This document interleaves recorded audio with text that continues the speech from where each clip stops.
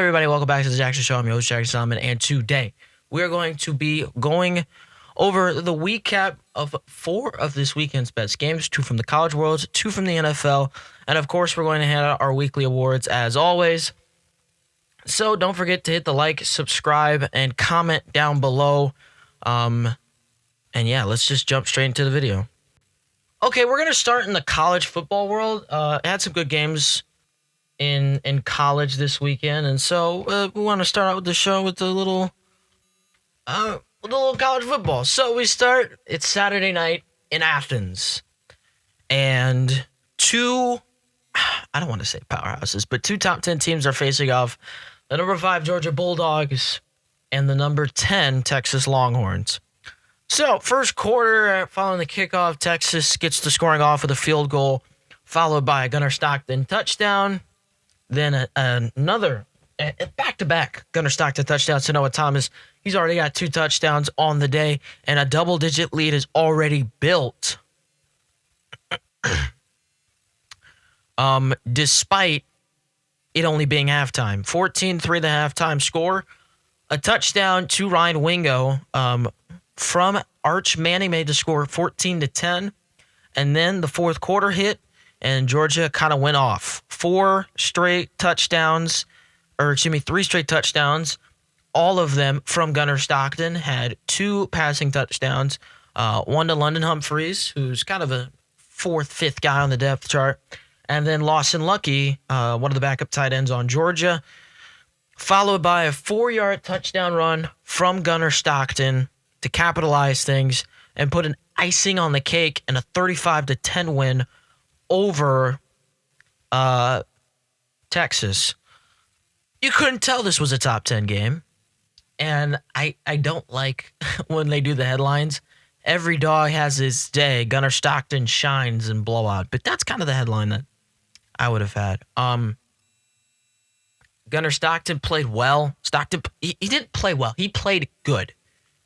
24 for 29, 4 touchdowns to 1 interception, close to 200.5 passing yards. And when you look at Arch, this was the Georgia defense that we really expected to see, where they played good first half football, gave up a touchdown, but they were still able to close things out. And so at the end of the game, that's kind of what you want to see from a team like Georgia when we're heading into the playoff, and you wonder, can Georgia repeat? Are they the best in the SEC? These are the questions that have to be answered. And now you look at it and it's, well, are they the best team in the SEC? I think yes. Reason why: defense played good.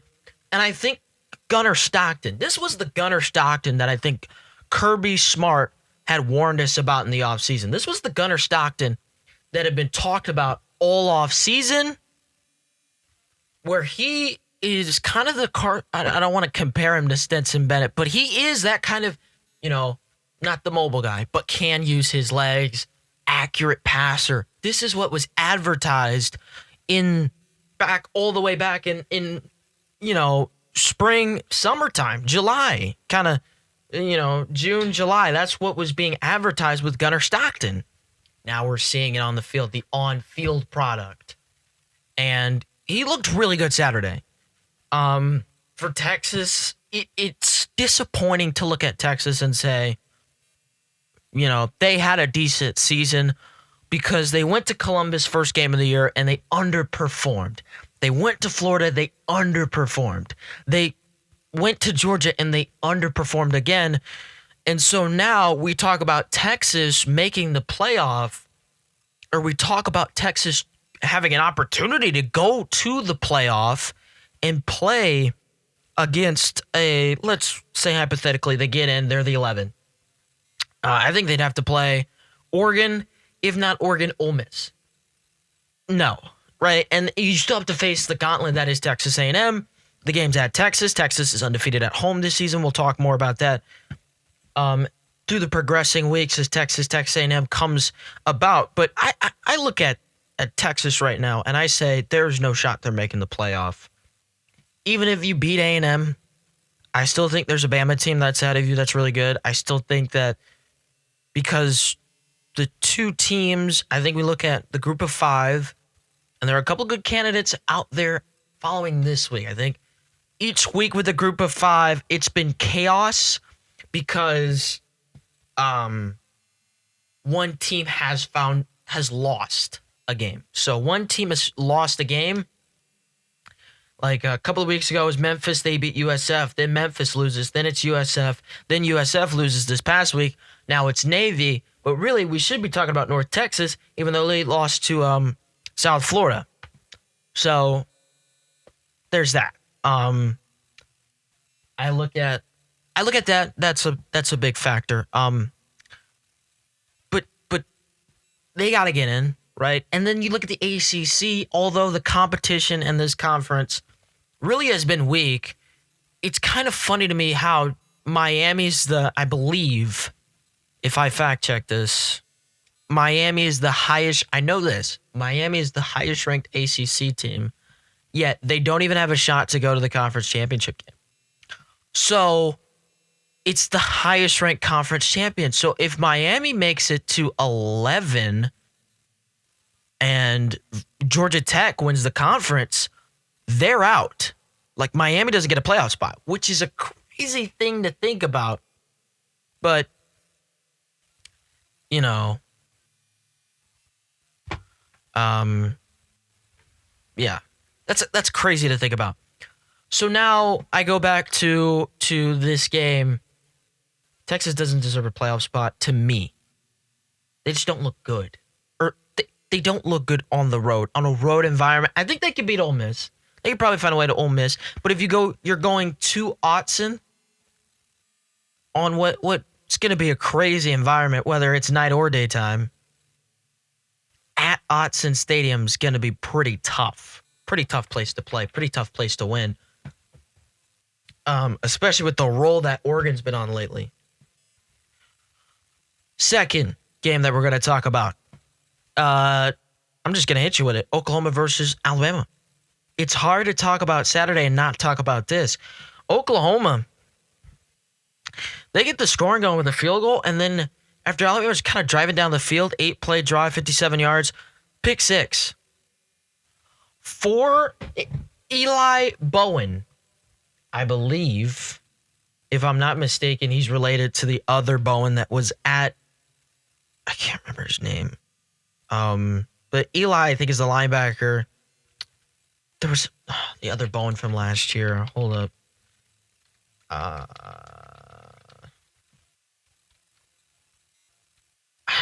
can't remember his name, but Billy Bowman. That's what it was. It was Billy Bowman. I believe him and Eli are related. So then Alabama drives down the field, long drive. They score on the touchdown run. John Mateer with the touchdown run himself, 17-7. And then Cuevas receives a touchdown from Ty Simpson. 17-14 the halftime score. And the second half was kind of boring. Field goal from Oklahoma. Alabama takes the lead on a second half touchdown, and Tate Sandel knocks in the game-winning field goal at the beginning of the fourth quarter. 23-21, final score. Oklahoma defeats Alabama for the second straight season. Looking at Alabama, and this is a crazy stat to me, Alabama's only lost, under Kalen DeBoer, Alabama's only lost 2 games to ranked opponents. Oklahoma this year obviously would be one of the 2. Last year when they went to Tennessee, at Tennessee. They have completely dominated ranked opponents this season. They've looked really good throughout this season, and for them to lose like the way they did was just credit to Alabama. Credit to Oklahoma, because they had a set goal. And now with Oklahoma winning, the Texas loss does look bad. It does look bad. But with Oklahoma winning, you're kind of setting yourself up for a spot in the playoff. Like, I look at Oklahoma's schedule to finish out the season. Missouri and LSU, I'm not really worried about either one of those teams upsetting them. I don't think Missouri's that good. And LSU, I look at LSU, I don't trust in them. So, and I look at LSU, they're just not the LSU of old, where they're not the LSU team we expected them to be. So this was a huge game. And it gets even bigger because it determines if you're in or if you're out. Alabama, I still think that this was a prove it game for Oklahoma. They proved it. Now, Alabama, I don't think this would be the prove it game for them. I still think when you go to Auburn, that's kind of where you have to, that's your make or break right there when you go to Auburn. But with this game, it kind of shows you what Alabama has to do. They're going to have to win out. They're going to need a little bit of help. And so if Alabama's positioned outside of the top 10, they're not making the playoff. Crazy thought to have, but very true. And so you kind of look through and you say, okay, Texas lost this week, but Oklahoma wasn't in. And you look at the top 10 of college football where you're at, nobody lost.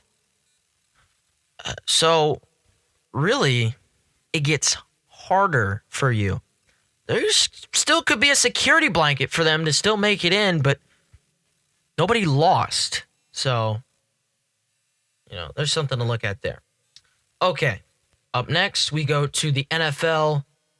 On Sunday, I didn't talk about this game. I didn't do predictions last week, but this was arguably game of the week. Seahawks versus Rams. 2 7-2 teams going toe-to-toe on the West Coast. And the Rams, the rivalry jerseys, I can't lie, a little more basic than I expected, a little more boring than I expected, but still look good. The scoring opens up with a Kyron Williams rushing touchdown. Jason Myers would not get a field goal, make it 7-3. Devontae Adams would catch a touchdown pass for Matthew Stafford, 14-3 at the end of the first. Seattle would score straight field goals in the second half. 3 field goals from Jason Myers, 14-9. Come out of halftime, you kick another field goal. So it's 14-12.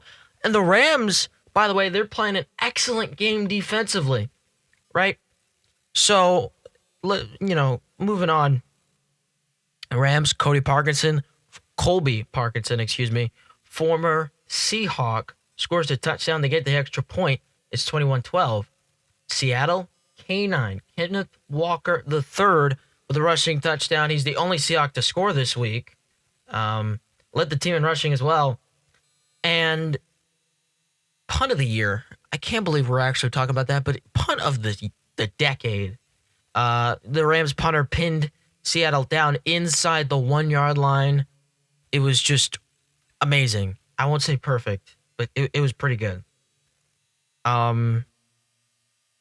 Yeah, that's a pretty good description. It was pretty good. But Seattle, they drove down the field. They set themselves up in position to win. And Jason Myers missed the game winner just a little bit left. But that's not the story of the game. Obviously, the Rams get to win 21-19, but that's not the story of the game. The story of the game being Rams defense. Rams defense, 4 interceptions forced by the Rams defense.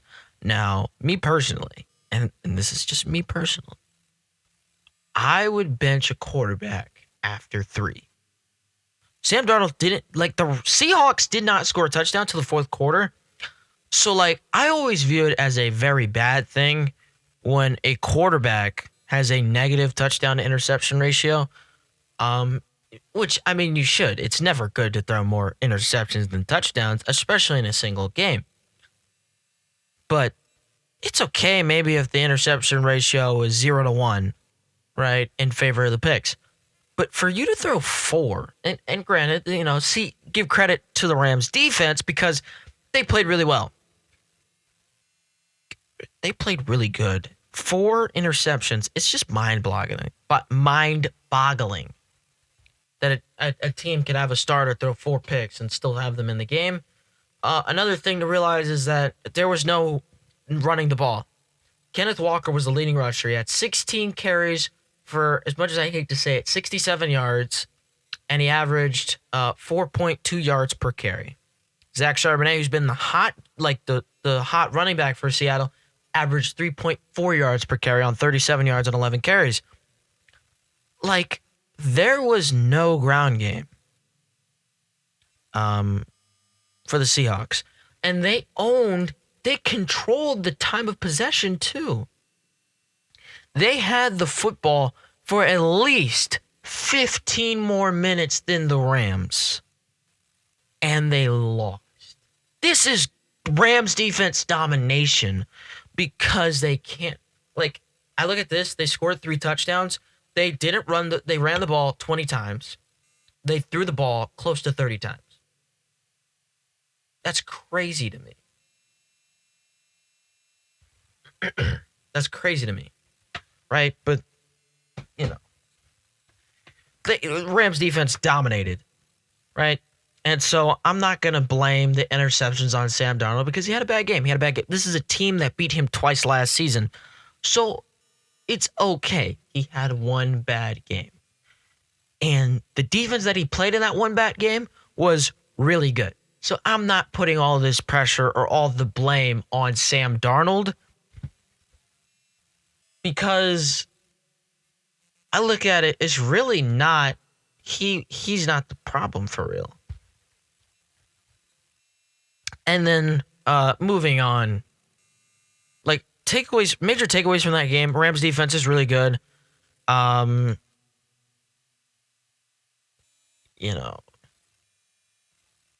don't have anything else. Rams defense is really good, and when the offense kind of struggles and doesn't play well, that Rams defense is something to be afraid of. It's definitely gotten better since the beginning of the season. The worst defensive performance I can think of is probably the Eagles game or the Niners game, because those were two just performances where they didn't play very well. They didn't play good football on defense. They got better, and they looked really good 2 days ago now. And then this is a game that I really wanted to talk about. It was Denver versus Kansas City. Kansas City, surprisingly, believe it or not, walked into Denver as 5-point favorites. I mean, it's crazy to look at the number after the game, but still. Okay, so straight field goals in the first half. So you get to halftime and the score is 6-6. Third quarter, Jaleel McLaughlin with a rushing touchdown. 13-6. Kareem Hunt, little shove into the end zone. Make it 13-13. Broncos kick a field goal. It's 16-13. Kelsey from Mahomes, they do it again. It's 16-19, but because the extra point is blocked. So, okay, but it's still 16-19. They tied up 19-19. Denver does, and then they get a stop. Mahomes wanted a flag on the final series. He doesn't get it. And then Denver goes down the field. They kick the field goal, win the game, 22-19. I look at the game and I say, what did they do right? Denver. I'm talking about Denver. What did they do right? They didn't do much right offensively. I mean, Bo Nix threw for nearly 300 yards. But the ground game, which is, I mean, they scored a rushing touchdown. They averaged 2 yards a carry. 3 yards, 2.8 yards a carry. That might be the worst average I've seen all season. And I've talked about this average per carry like it's like it's an important stat. It's not that important, but it's noticeable. And then I look at Kansas City. They're running the ball. I mean, don't even get me started. 14 carries. Your quarterback throws the ball 45 times in a game. Was sacked 3 times. He also threw close to 300 yards. A touchdown and interception. I think Denver's legit because their defense is going to carry them through. No Surtain. I think they've proven that they don't need Surtain to look competitive or be good. Okay, I look at the rest of their schedule because they're currently on an 8-game winning streak. I look at the rest of their schedule. I don't see them losing another game. Their last loss, this team's last loss, was to the Chargers, who have fallen off the face of the earth. As a Chargers fan, it pains me to say it, but they're just not that good anymore. They're just not good. Okay. But yeah, I look at this schedule and it goes Commanders, Raiders, Packers, Jaguars, Chiefs again, Chargers again. As long as they don't like really struggle against any of these teams, I mean, the Packers can beat them, but they looked they struggled these last couple of weeks. Texans and Raiders, they struggled. If they don't play like they did the last 2 weeks versus the Raiders or Commanders or Jaguars, I think they're good. If they don't look that way against the Chargers, I think they're good. I still think they beat the Chargers. Like, realistically, I don't think this team finishes with 2 losses. I think they're still going to have a 3rd or a 4th loss, but they just look too good. And their defense just plays incredible, man. This was like the biggest thing that I talked about this offseason when I was like, okay, I look at the Chargers, I look at the Chiefs. The Chiefs are going to win the division, but the Broncos are going to finish ahead of the Chargers. They're in first place right now. 8-game winning streak. It's crazy. And you know what's a crazy thought to have? They really could have lost a couple of those games. They could have lost to the Giants. They could have lost to the Eagles. They could have lost to the Raiders. They could have lost to the Texans. Could have lost a lot of games. Kept it close. They almost lost to the Jets, too. I low-key forgot about them losing to the Jets in London. They just were bad offensively. And I was like, this team, they can't win because they don't play good offensively. And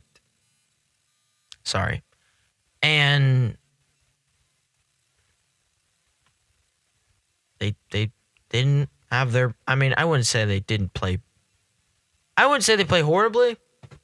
They didn't play perfect, and they still won the game. Only 1 offensive touchdown. The rest came via the field goal department. It's kind of crazy to me. But, okay. That wraps up the recap part of today's episode. Next, I'm going to jump into the awards.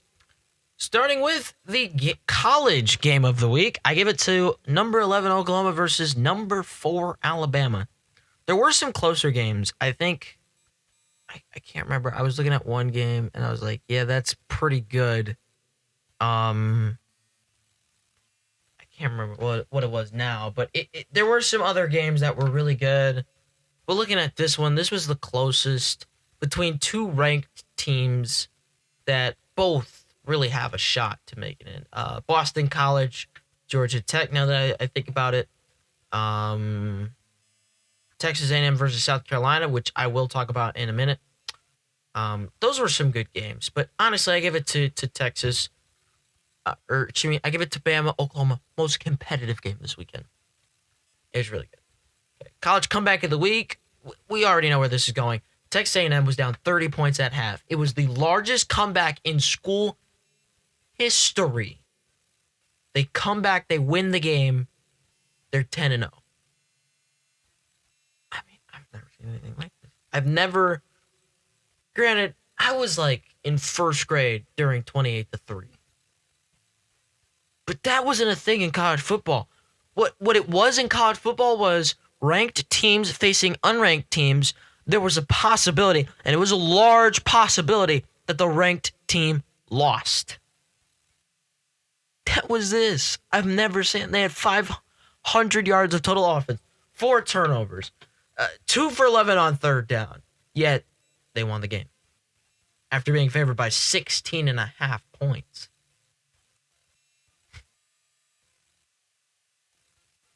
Crazy to me.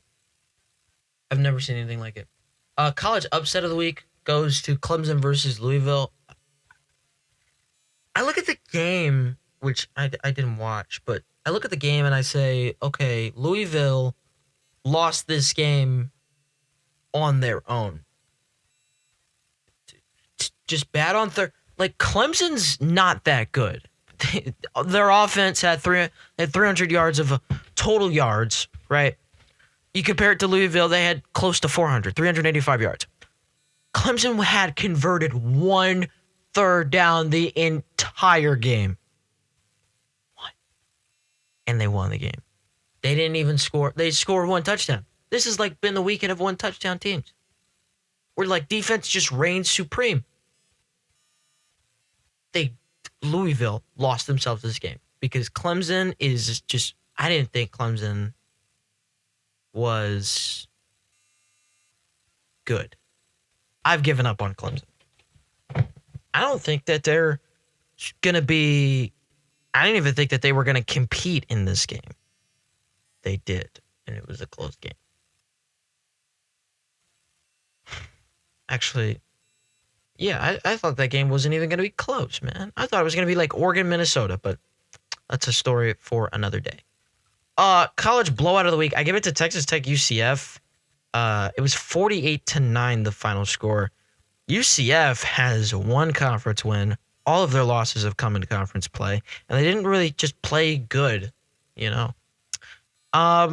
Other like honorable mentions goes to Michigan or not Michigan, Miami versus NC State, or what Utah did to Baylor. I kind of feel bad for Dave Aranda because that was just unfair. Like, how dare you walk into their place and just drop 50 on them? But I give it just largest point differentiation. Of course, I didn't do the math, but it was close. I mentioned a couple honorable mentions. Notre Dame Pitt, another one. Because of just how much hype that game got. Honestly, I expect it to be more competitive. And then we have College Player of the Week. Nominees go to our second ever running back to make the College Player of the Week nominee. Jeremiah Love was the entire offense for Notre Dame. Carried the Irish over the Panthers, and it's just, you love the story of Pitt. I love the story of Pitt, but unfortunately, this just wasn't their year. Okay, looking at another nominee, Marcel Reed, the commander of that incredible comeback versus South Carolina. 22 for 39, for 400 yards passing, 3 touchdowns, 2 interceptions. I didn't get his rushing stats, but was pretty good. Looked pretty good, too. The 2 interceptions in the first half, something that I don't think a lot of quarterbacks can come back from, and I said it before, if you throw 3 interceptions, that's probable cause for you to get benched. And Mike Elko trusted in his quarterback, and he played good. Balled out. But those are the 2 nominees. The winner of this week's College Player of the Week goes to Gunnar Stockton. 5 total touchdowns, 4 through the air, 1 on the ground, 24 for 29, 229 yards passing, 1 interception, and an overall domination of Texas. I'm not going to elaborate. I talked a lot about Gunnar Stockton in Georgia, but how he's given the Stenson Bennett feel, where, you know, he is a guy that, I will admit, he's more physically built than Stetson Bennett. Now, that Stetson Bennett wasn't, built, but Gunnar Stockton's got a little bit more muscle when you look at and compare the two. But, they're both smart players. They study the game, and they just make smart plays. Yeah. Next, we move on to the NFL Game of the Week. I give it to Bucs Bills. Bills won a classic 44-32, I believe the final score was. So I give it to them.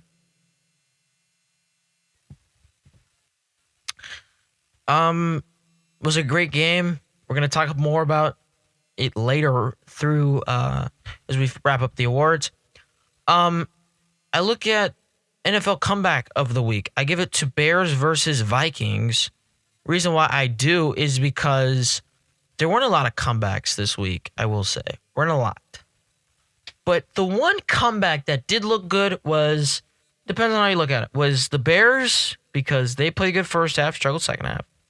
Or the Vikings, for them, after not really playing good in the first half, coming back in the second half. Depends on which way you look at it, but it was a great comeback from both sides. Upset of the week, I give it to the Panthers versus the Falcons. Panthers had a better record, but I wanted to mention this because this is what makes it upset of the week. Falcons were favored by 4.5. So, I get by any way I can. And then blowout of the week, I give it to Cowboys versus Raiders. I do believe there was another upset that I could talk about, or blowout that I could talk about. Yeah, Jaguars Chargers. Probably should have given it to Jaguars Chargers. I might change that. Yeah, Jaguars Chargers. Steelers Bengals a nominee for that, but it's Jaguars Chargers. I only gave it to them because I'm biased. Don't like the Raiders that much, and Dak Prescott had a historic night with 4 touchdowns. Speaking of Dak Prescott, he's a nominee for NFL Player of the Week. 24 for 33, 268 yards, 4 passing touchdowns, as I already mentioned. Looked really good. Also, shout out to Jacoby Brissett. Completed 47 passes, which is the NFL record. Couldn't quite make the list of nominees this week because Bryce Young won the game and was really good. 31 for 45, over 400 yards passing and 3 touchdowns. His 448 yards passing is the Panthers franchise record, which is really good. And Josh Allen winning this week's Player of the Week, going 19 for 30 with 317 yards, 3 touchdowns, 2 picks, and 3 rushing touchdowns, which is historic. 3 passing touchdowns, 3 rushing touchdowns. Almost been never seen before. So those are the weekly NFL awards and the recap of this week. Once again, I want to thank you guys so much for listening to this episode of The Jackson Show. I always enjoy it. I hope you enjoy it. Don't forget to tune into the next episode of The Jackson Show. And as always, bring a friend.